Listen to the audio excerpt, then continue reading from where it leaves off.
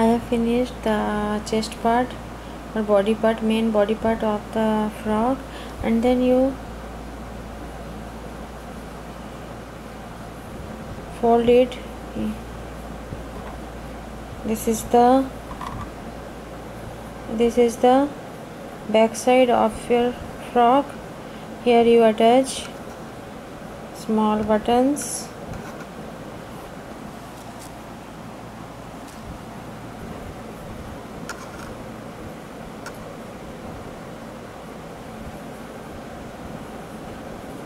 This is the front side of the frock, and then you make the sleeve of the frock.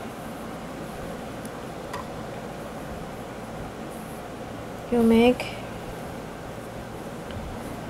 here, you watch here, I am using double crochet for sleeve, and you make double crochet in the slip part, and here I am using self stitch pattern for border.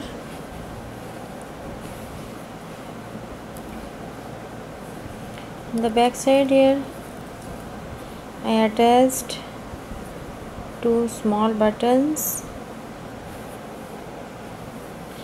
and after that you make the upper side of the frock, and then you attach your favorite color of fabrics, and your frock is to be ready for use.